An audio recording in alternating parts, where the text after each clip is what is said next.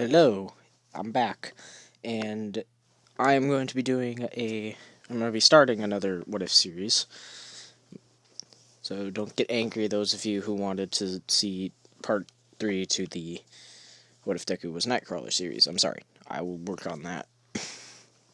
But I was watching Hancock a few hours ago, and I was like, I want to do a What If series now. So I decided to say, fuck it, and chose this one to do.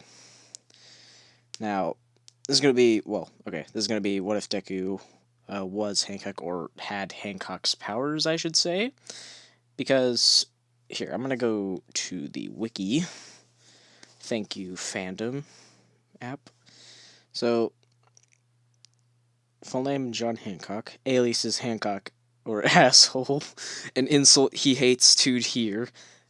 Deku in this one is also going to hate to hear. That's going to be like, as soon as you say that, you better be praying, because, like, it's like, I don't know, it'll tick him off faster than anything. Occupation: superhero, prisoner formerly. He got sent to prison in the movie. Powers, we'll come back to that. So, if you want to read all that, you can. He's on the fandom wiki. So, we're going to be going straight to powers and abilities for the series. Superhuman strengths. Hancock possesses incredible superhuman strength. He easily throws a beached full-grown blue whale, approximately weight 190 tons, a great distance back into the ocean. Uses nails to cut a metal disc with his fight with. You can read the rest of that. It'll kind of spoil the movie, but yeah. Superhuman stamina. Hancock displays the ability to utilize his powers for long periods of time without tiring, and seems to recover from intense exposure. I can't speak today. Of energy quickly. Superhuman reflex. Hancock's accelerated reflex are far superior than even the most physically perfect human. Hancock can even hit an RPG easily. Invulnerability. Hancock is invulnerable to quite literally everything. He can fly around like Superman.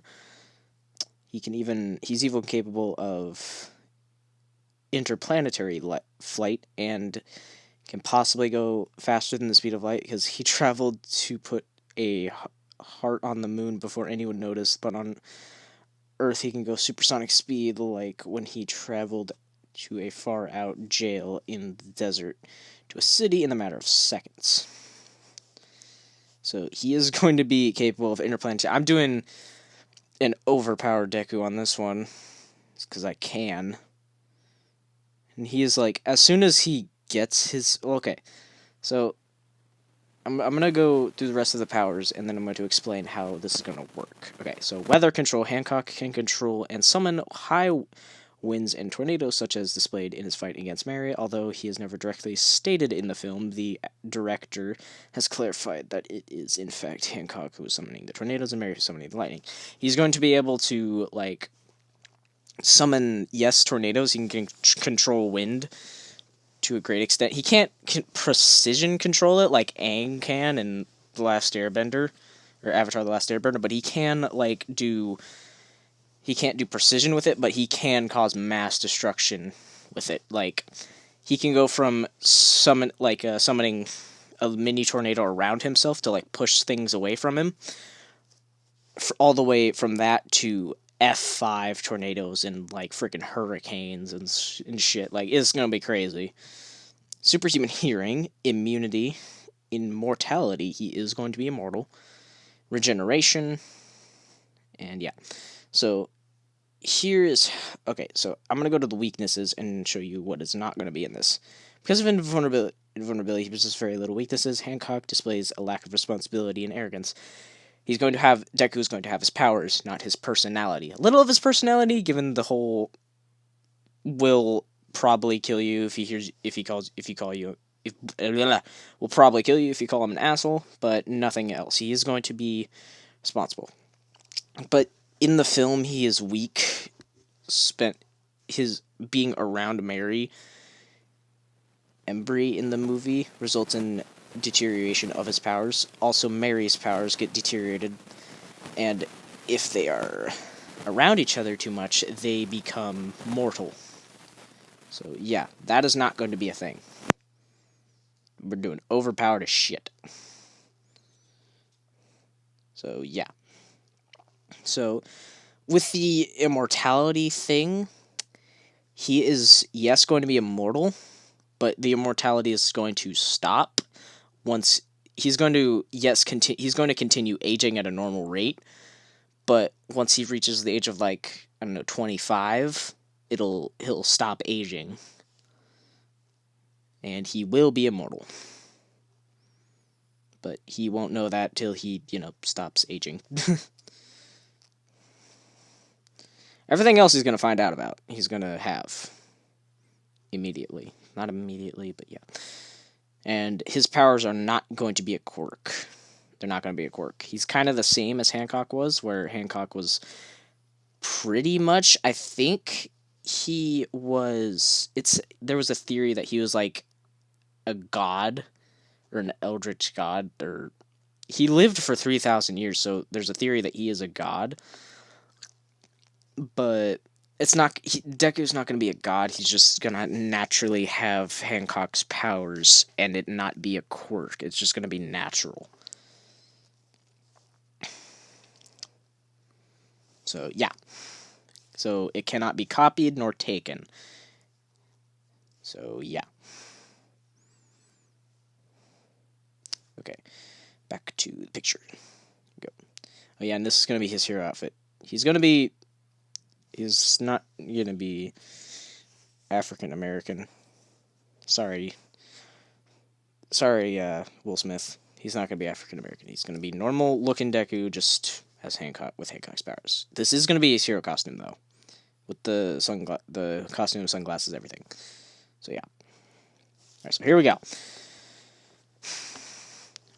So Deku's birth is normal, like as it would go in canon. Hisashi not being there and Inko having to raise him as a single mother. And might I add, being the best single mother there has to be, because she had to put up with all the shit that was thrown her way the whole time, while also raising a child, only with, like, blah. So, yeah. Okay. But, alright.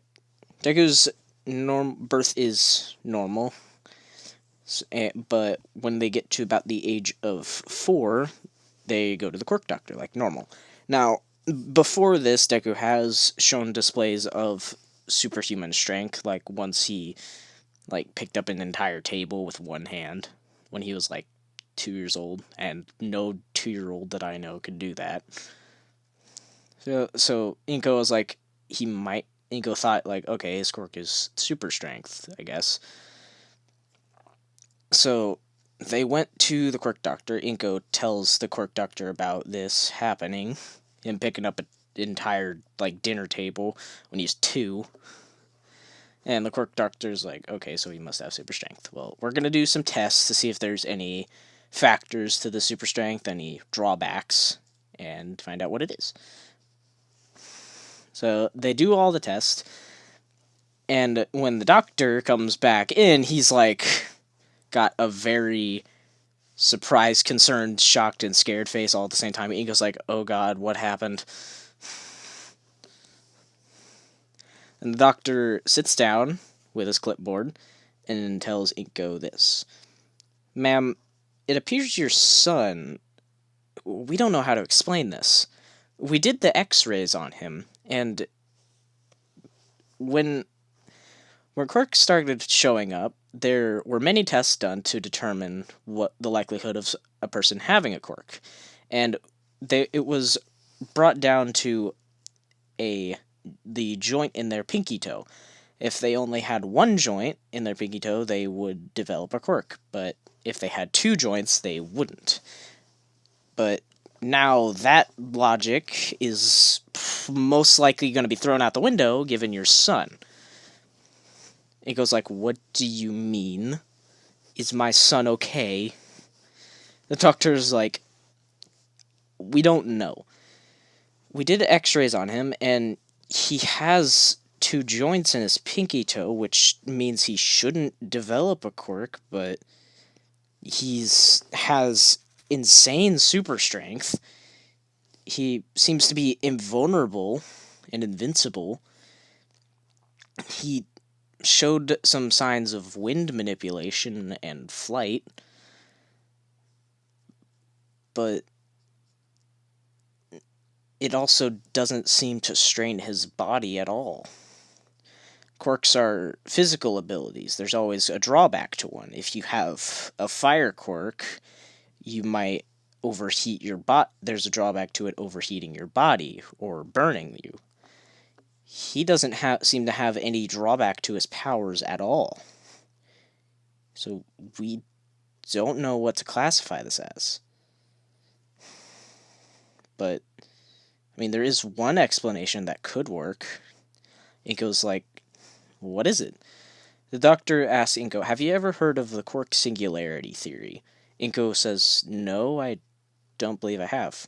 The doctor then goes on to explain, well, the theory states that as time goes on, quirks will become more and more powerful with each generation.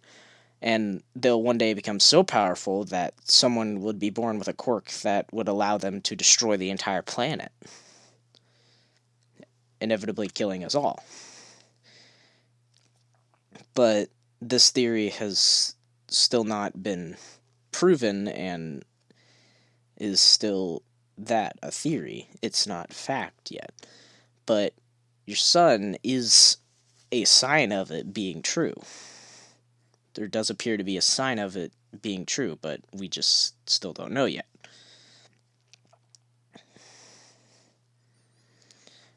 But there is also another likelihood that your son could be a sign of quirks becoming like that. They'll become powerful enough. Our bodies will evolve to the point where our quirks do not affect our body in a negative way. And so that is also a likelihood of what's happening. Now, keep in mind the doctor is wrong. Deku's just like pretty much a god, but yeah. He's pretty much a god in the metaphorical sense and the literal sense. So, yeah. So, now we cut to when the next day at school, when Bakugo is showing off his expulsion quirk, thinking he's hot shit because he has something flashy. And Bakugo then walks over to Deku and asks him what his quirk is. Deku then walks over to a table, or not a table. Okay, I'm gonna say there's like a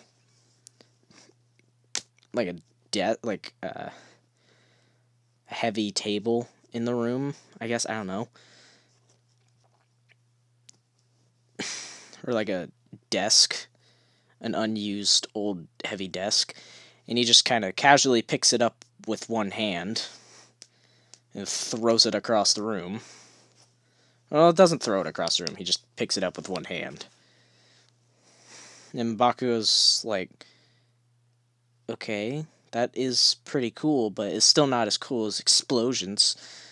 Deku then puts the desk down, and then begins to fly around the room really fast. And Bakugo's like, what the fuck? Like, even the teachers are like, okay, what the fuck is this? Because, like, they haven't been informed about what Deku is, or what basically is going on, or what the doctors think is going on. So, yeah. I'm just gonna leave that there, and because I'm not gonna have them be kids the whole time. I'm not gonna waste like 7 episodes to where they're kids like Kirisho does. I'm sorry, Kirisho. Yes, I love your series. I love them so much, but it's like, I remember, I remember, like, I'm still doing the. I'm on like episode like what, like 5 of of your Titanfall series, and he's still like 9 or 10. Like, come on, dude. You gotta pick up the pace with his age, with the story. Like, yes, I love how you intricate the story so much, and you put so much thought into it. I wish I was able to do that, but like, come on, it's taken a while. Okay, ranting aside, I'm gonna cut to the last day of high school, because in this I'm making the like UA a college, like I think I did in one of my other series. I think it was the What If I Was in MHA with as Alistair. I think I made that one a college in that. So yeah, UA and all the other hero schools are going to be colleges and like universities. So yeah. So last day of high school, but like it's basically the same. It's basically still the same, like, shenanigans with the teacher throwing papers up into the air, and like, yeah. And Bakugo, the teacher says we have 2 students who are attempting to go to UA. And Bakugo in his head is like, 2? Well, I'm the only one who's worthy of going to UA. Then he jumps up and says, "All right, who the hell thinks they're going? Who the hell thinks they're going? They're getting into UA?" Deku then calmly raises his hand and says, "I do, Baku bitch."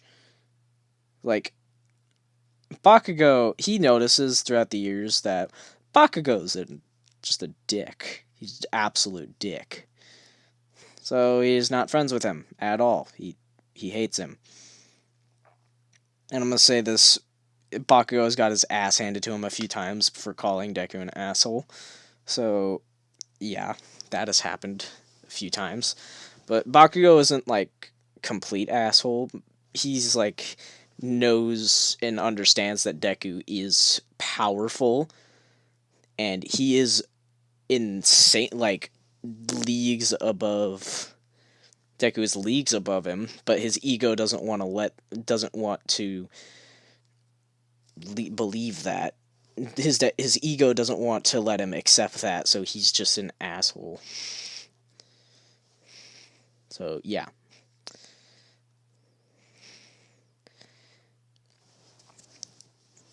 And everybody in the class is like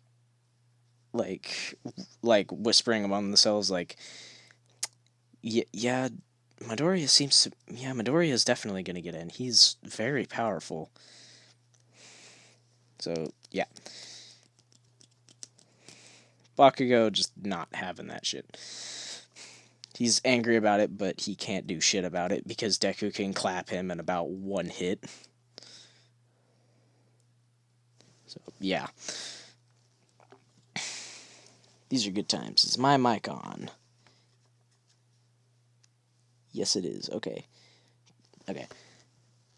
My mic should be on. Okay. So yeah, now since it's the last day of crap, you didn't see that. You didn't see that. You hear me? You didn't see that at all. So okay, yeah. Last day of high school. Deku is walking home because he's been told a few times by the heroes he can't fly. He can't use his quirk in public, so he can't fly home unless he has a permit or something to use his quirk in public. So he's like, I want to be a hero. I want to fly home to school, but I also want to be a hero. So I might not want to make everybody mad. So yeah. Then,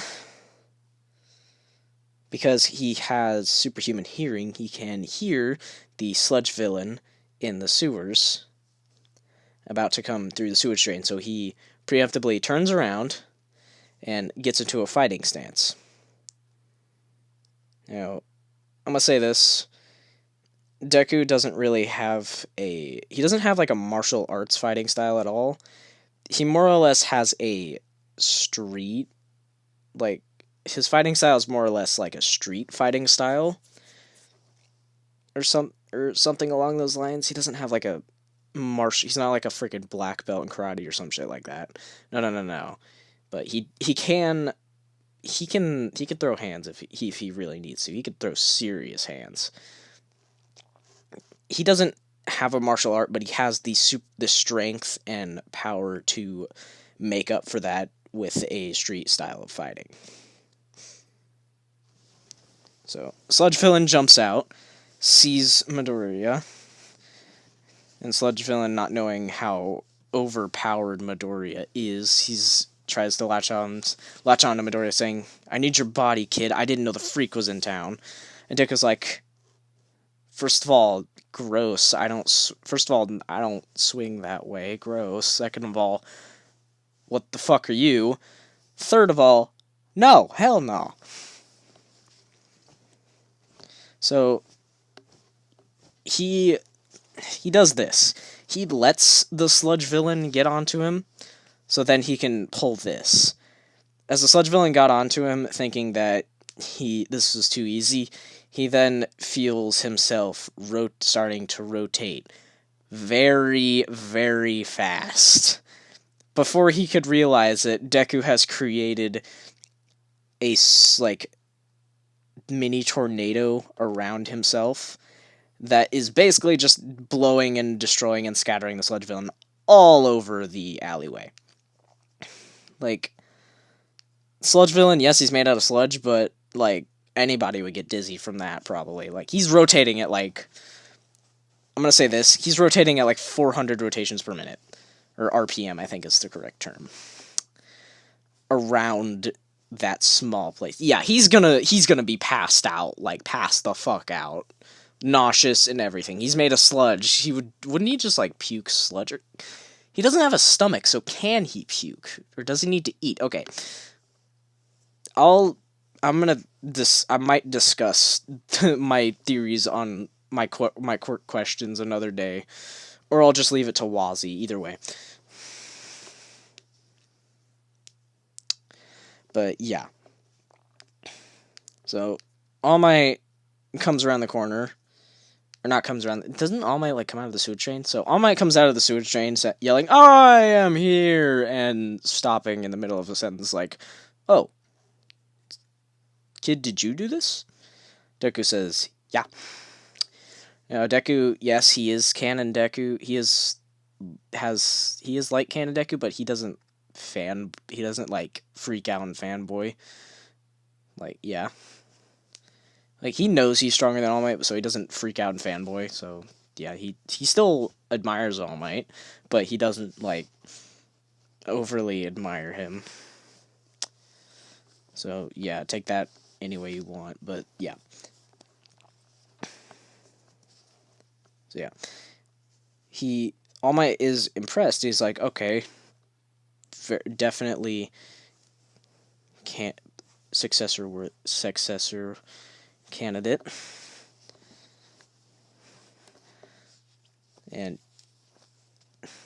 All Might gathers up the Sludge Villain. Deku asks for an autograph because it's still All Might. All Might gives the autograph and then jumps away. Now Deku does not grab onto his leg because he knows he's stronger, and he knows he's very much confident that he can be a hero. So he doesn't grab onto his leg, since the Sludge Villain since he didn't grab onto his leg, All Might didn't drop the bottle, so the Sludge Villain incident with Bakugo never happens. Deku makes it home,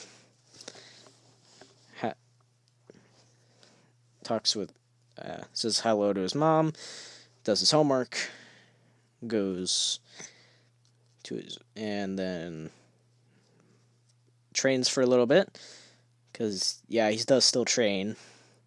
Like, yeah, he's stronger than All Might without having to train, but he still does okay, so he's gonna be stronger than All Might indefinitely, no matter if he trains or if he doesn't train. He still does train, because if he doesn't train, he can still gain weight. And he doesn't want that. So he does train, and he is very toned. He does have a very good form of body. I'm not saying it to be gay. I'm trying. Why can't I think or speak today? Shut up. Okay. Moving past that. So, yeah. So, next day is the beginning of the 10 months training that everyone gets before they attend that people who are going to attend going to try and attend a hero school get a 10-month training period before they do, before entrance exams are. So, Deku doesn't really do anything special during that 10-month training period, other than his normal training regimen, his normal, like, he works out, he goes through his normal day. Yes. So, yeah. Then the 10 months pass, and then the entrance exam. Deku does not to the entrance exam because he is very confident in himself. So, yeah. Once they get in, President Mike they do the written part of the exam. Deku scores fairly high because he isn't a slouch in this one. He's not a slouch he's not a slouch and a crippling alcoholic like Hancock was in the movie. So, yeah. He actually does score pretty high. He actually scores I want to say third place in the written portion. And so, yeah. President Mike is explaining his whole thing. Ida does his Ida bullshit that he did. Deku perks up to Ida, telling him to shut the fuck up and let President Mike explain let President Mike explain. Maybe if he would have waited, he would have explained the fourth robot, dumbass. Ida, hearing this, sits down in shame. President Mike says, "Thank you, young man, but please do that, please. But next time, please be more polite about it." Deku then says, "Alright," and sits back down. President Mike explains the zero pointer and how it's just an obstacle that you might want to try and avoid, and they get to their designated spots where they do the exam. Now, Deku doesn't go to the front. He is where he normally is, and he's what he's wearing. He's wearing a black t-shirt and black. He's wearing a black short sleeve t-shirt and black pants with he's wearing a black t-shirt and black pants. That's pretty much it. He's not going for anything flashy. He's just wearing his normal workout clothes.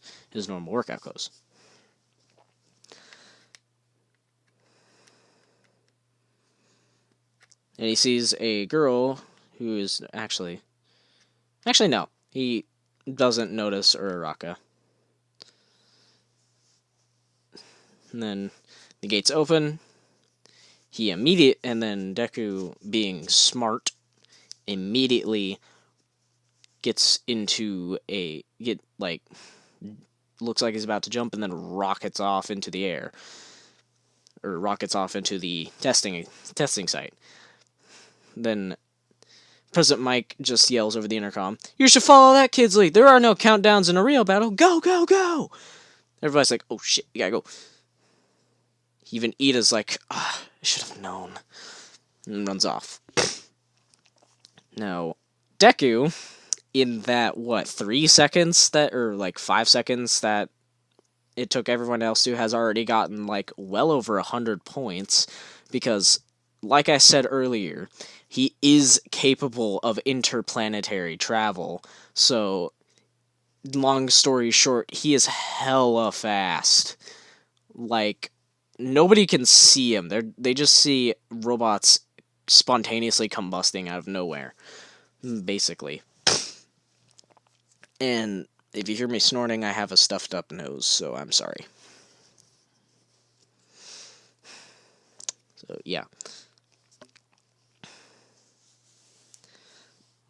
Even All Might can see him, but he's having trouble seeing him. Nobody can see him, but All Might can see, a blur. Basically. So, yeah.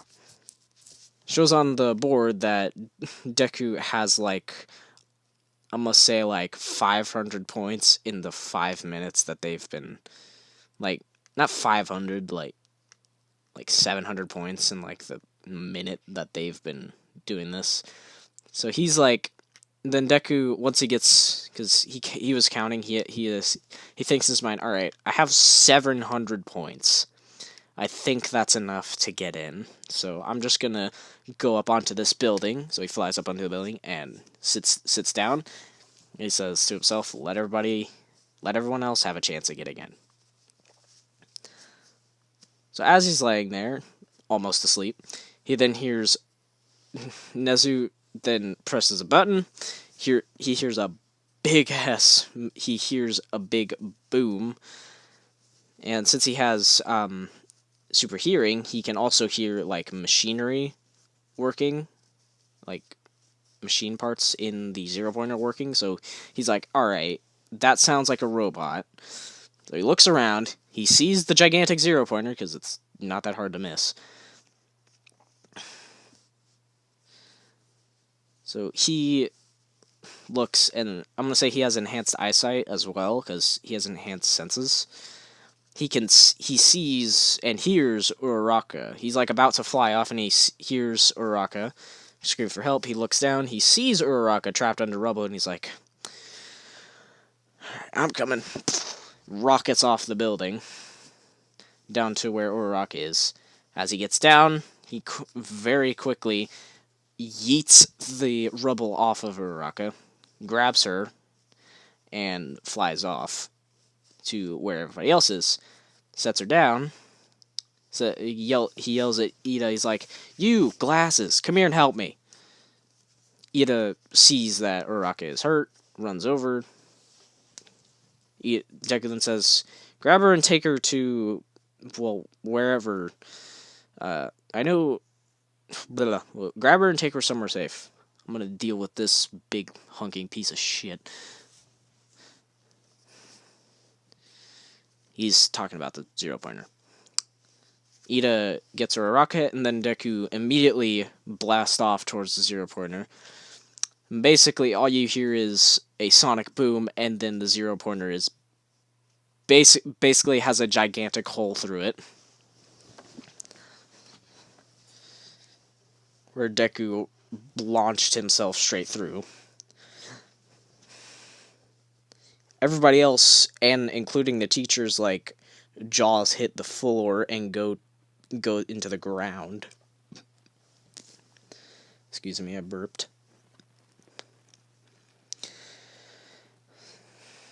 Deku then lands, creating a crater where he is.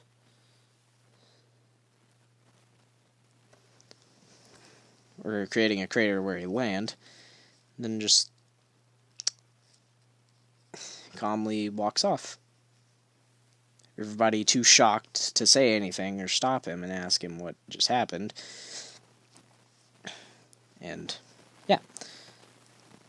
When he gets home, he is greeted by his mother, who asks him how he did. if you think he got in. Deku then says, I counted my points, and I had well over 700 points. I had a little over 700 points, so I'm pretty sure I got in. And then a few days pass. He gets his letter. He opens it in the living room because he's sure he got in, and his mom wanted to see it. And then it showed the recording of All Might telling him that he got in, and All Might then says in the video, "Kid, I'm impressed. You not only got first place in the entrance exam, but you even beat my record by a whole 200 points. I am very impressed. So you are hereby and I welcome you to the Hero Academia." The video ends. Inko is crying tears of joy and hugging Midoriya, and Midoriya is hugging her back because that is a wholesome moment right there. And yeah, so I'm going to I'm going to do the first day of school. So Midoriya wakes up and he looks at his clock, or looks at his phone, and sees, oh shit, I've got 5 minutes to get there. So he gets up super speeds, puts his uniform on, gets everything ready, eats breakfast in a matter of 1 second, and Inko's like surprised, like, what? Why are you rushing? Midoriya's like, I got 4 minutes and 30 seconds to get to school. And he's like, well, shit, go! So Izuku gets out of the house and then immediately blasts off in the direction of UA. And I'm gonna say there's a hero. There is a hero who has a flying quirk, who flies up to Midoriya, stops him, and says, "We've told you time and time again to stop flying." Midoriya then says, "Yeah, I know, but I'm about to be late on my first day of school at UA, so could you please make an exception this once?" The hero's like, "Fine, just go. But if I see you doing this again, you will be punished." And he's like, "Thank you," and blast off to UA. Now, I'm going to cut to the perspective of the people walking into UA. They hear a slight someone hears they're all wondering why they hear a slight whistling sound, and why it's gradually getting louder. And louder and louder, until they look behind them and just see Deku, just see Deku turn around at the moment Deku lands. They turn around and see Deku, going really fast, but then stopping, but then, slowing down a lot before he hits the ground. So he's like, okay, I don't want to make a bad impression by basically destroying the ground, so I'm gonna slow down, land like a normal person. So, slows down, lands softly on the ground, and calmly walks in the building, ignoring everybody who are, surprised at this. And he's running really fast to his classroom because, he's got, 3 minutes to get there, so he's, not flying through the hallways, but, running really fast through the hallways.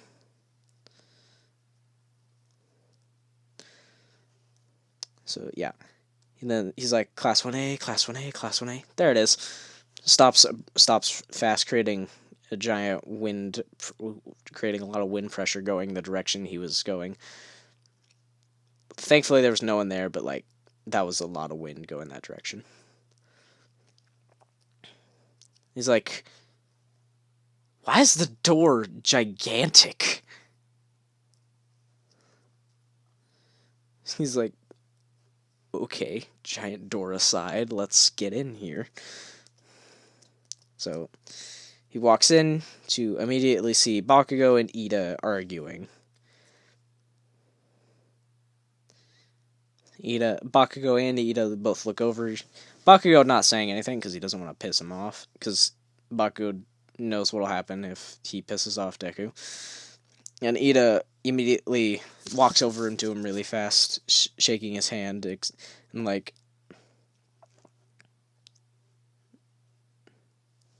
or not shaking his hand. Ida doesn't walk over to him because he's like still salty about being called out during the entrance exam.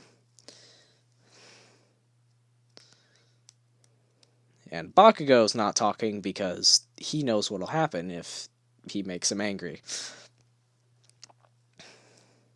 So Deku calmly walks over to his seat, which just happens to be behind Bakugo, and Bakugo's like, now he's just messing with me. He's just messing with me by doing this. He knows I know what'll happen if I make him angry. Deku not realizing what he's doing. He just goes, sits in the only open spot there is. Oh no. He's like, I want to sit by the window. I want to sit by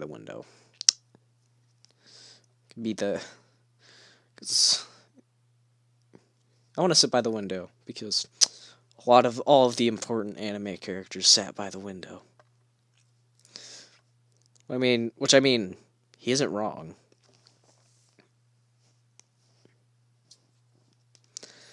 So he sits by the window.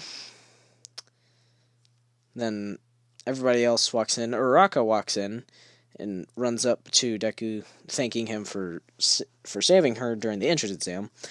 And Deku just says it was nothing, and that I'm glad you're okay.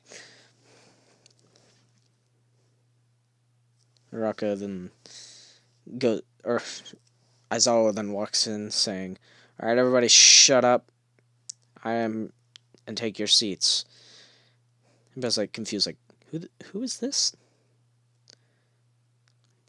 Aizawa then says, "I am your homeroom teacher, Shota Aizawa."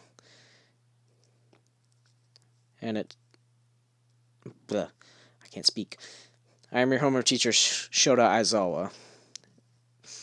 And he then takes the gym uniforms out of his bag and says, "All right, everybody put these on. We're doing a quirk apprehension test." Uraraka then says, but we'll miss orientation." Aizawa then says that you'll never be great heroes if you waste your time on on pointless ceremonies like that. And before Aizawa could finish the sentence, Izuku already grabbed the gym uniform and is already walking towards the gym locker. And Aizawa just says, you all should be more like him." Bakugo being mad at this because he still doesn't like Deku at all, but he can't do anything about it. So everybody gets to the gym locker, changes, and I'm gonna do this real quick. Hold on. I'm gonna do this. So while everybody's in the gym locker, or the locker room, I think, or the changing room, or whatever it's called, Mineta finds the hole that was there, and is going to look through it. Deku, having enhanced senses, notices this, and is like, "Oh no, hell no, you fucking don't, you pervert." And I'm gonna say Jiro already has her earphone jack in the wall and is listening to this, or hearing this, and everybody else can hear this as well, because if you notice something watching that scene in the anime, if you look, if in the shot in the girls' locker room, if you look up and look at the ceiling, you can see that there is no wall above the lockers, which I was like, okay, that seems like a pretty big design flaw there, UA. Like, what were you thinking there? But I digress. Before Mineta could do that, and before Jiro could stab him in the eye, Izuku picks up Mineta by the neck, makes him face him, and simply says, one of the things that pissed me off the most is perverts, and just throws Mineta against the wall, against the other wall, basically making an indent on it. And Jiro and the rest of the girls are like, okay, we gotta thank this guy later. And then what Deku does, he then walks up to the wall, grabs some of the... He's like, here's what he does. He punches the wall where Mineta got indented into it, getting a crack out of it, or getting like a piece of the wall out of it. He then puts the piece up to where the hole is in the wall, and basically smashes that piece into the hole, basically like plugging up the hole.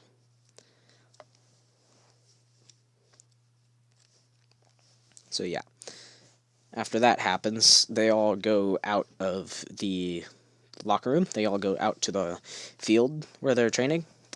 And then Jiro asks one of the guys, or I'm going to say she asks Kirishima, who the one who took care of the pervert was. And Kirishima then points to Deku, who is, I'm going to say this, he is like a little, ever so slightly taller than Ida, and very muscular. Like, freaking...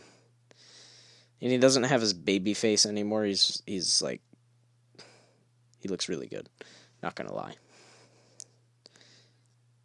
And I'm gonna say this, Mina... Like... I'll say like Mina, Hagakure, and like... Who else?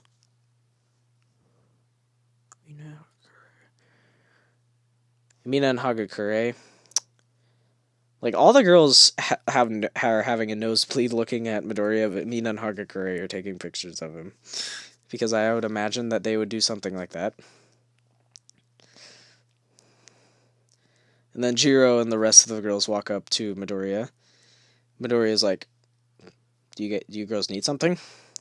And the other girls are like, thank you for taking care of the pervert. Midoriya then says, oh, it was my pleasure. Midoriya says, oh, no need to thank me. Taking care of him was a pleasure in and of itself.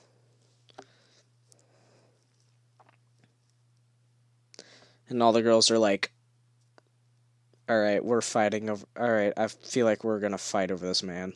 And even Deku's, like, knows that face, because I'm gonna say he has had a few girls fight over him in the past, and he's like, oh shit, what did I do?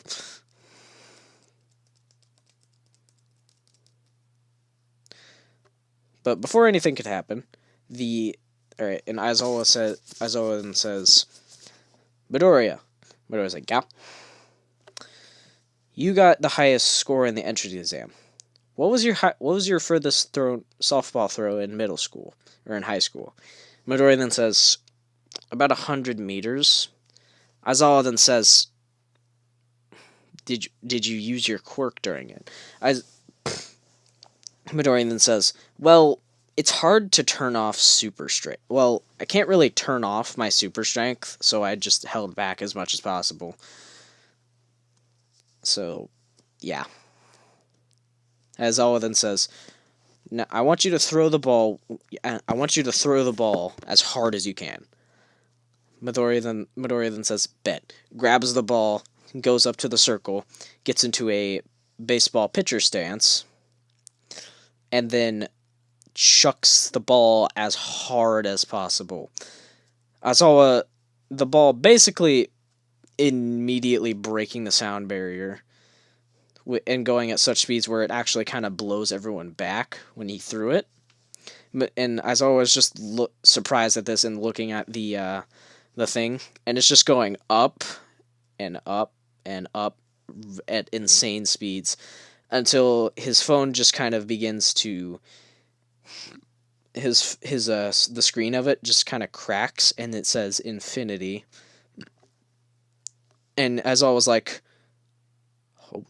holy shit.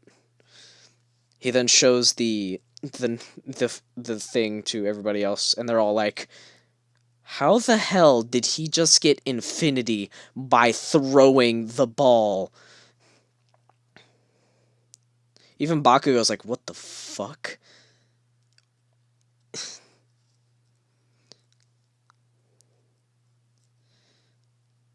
Like, okay.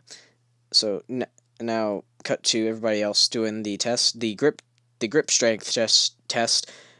Deku just shatters the thing, the grip thing without even trying.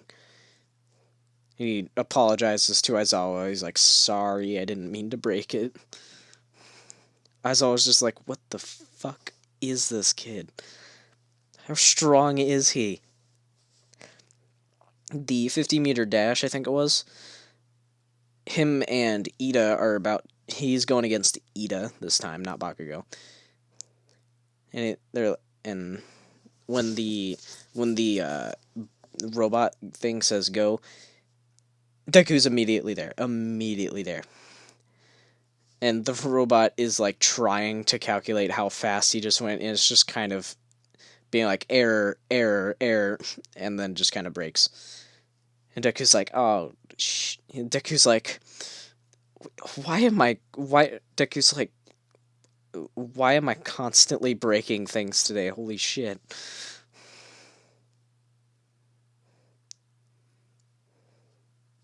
It's like he's capable. He can travel faster than the speed of light. So he's like, yeah, that robot is not picking up. That robot is not going to be able to calculate that shit.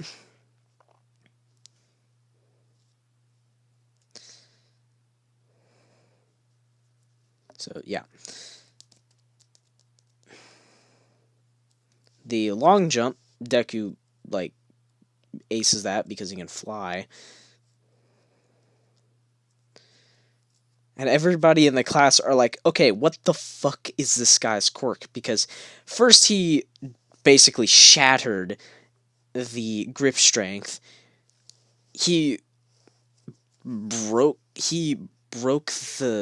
that robot by going by going, we don't even know how fast, and he can fly.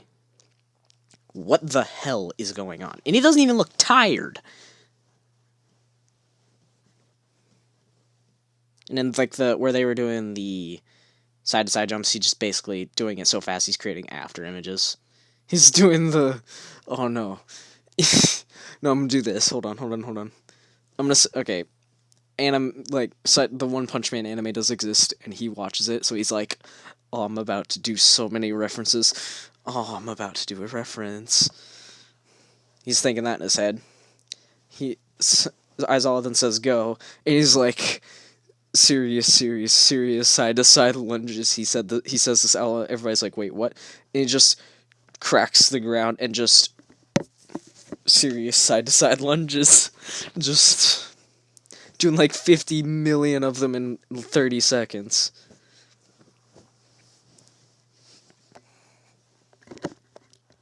It's like everybody's like, okay, I'm not even surprised anymore. What the fuck is this? I'm gonna say Kaminari or Denki or Kaminari, and like Kaminari and like I'm gonna say Kaminari, Mineta, and a few of the guys and a few of the girls get the reference. It's like, Denki's like, oh, I get it. And like, Sato's like, what is it? He did a reference to an anime. Nice. Wish I could do that. And Midoriya's like, hey, someone got the reference. Denki's like, hey, and they're like best friends. And then now they're best friends.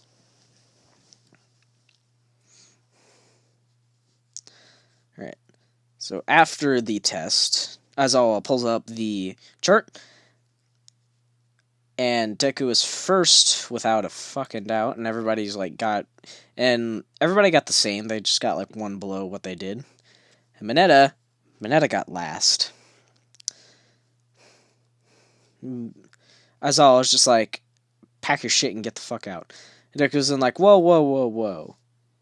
I don't think it's fair that you can expel someone just because their quirk isn't fitted for for a physical test. His quirk can be useful for traps and stuff. Maybe it's not the strongest quirk, but it is a very valuable trapping quirk. And Aizawa was like, I guess you're right. And then Izuku looks towards Mineta and says, well, I would mean that if you weren't a fucking pervert trying to peep on the girls on the first, hour we were here. So pack your shit and get the fuck out, you weak midget. You weak, short piece of shit midget. And everybody's like, damn! Just killed this man's career. What the heck? Okay. And everybody's like, damn, you didn't need to kill him. Even Aizawa was like, holy shit. Aizawa was like, I like this. Aizawa was like, can I adopt you? It's like, what? Wait, what? Okay, actually, no. Go back in time. Aizawa was like, you are now my favorite shot. You are now my favorite student. And Deku's like, wait, it was that easy? And Aizawa was like, yeah. Mineta, pack your shit and get the fuck out. At this point, Mineta's just basically depressed. And if you can't tell, I hate Mineta. I fucking hate him. Yes, he does have a useful trap quirk, and yes, he is a little bit of comic relief. If he wasn't a pervert to the point it was cringy and, borderlining on sexual assault.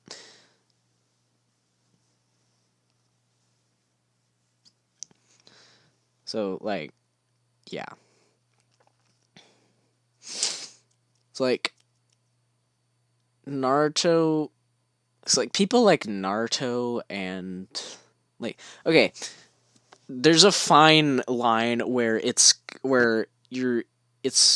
some character's a pervert and it's funny, to where Mineta is, where it's borderlining on sexual assault. Jiraiya is a good case because who the fuck doesn't love Jiraiya? And also, who the fuck doesn't love Kakashi? Kakashi is a pervert.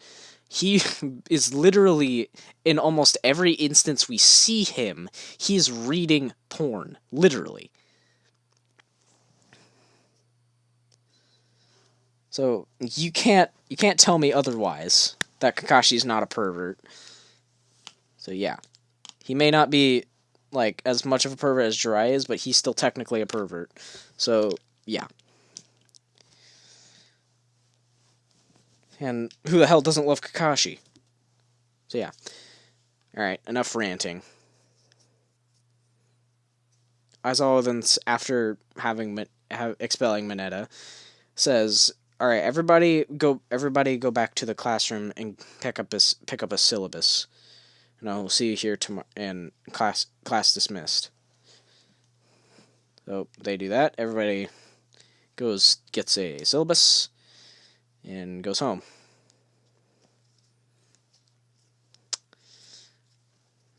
Freaking everybody's still like, okay, you didn't have to end his career. Deku's like, I think I did the right thing by getting him out of here. And a lot of the girls are like, yeah, you probably did. And some of the guys too are like, yeah, you probably did. So at the end of the day, no one really cared.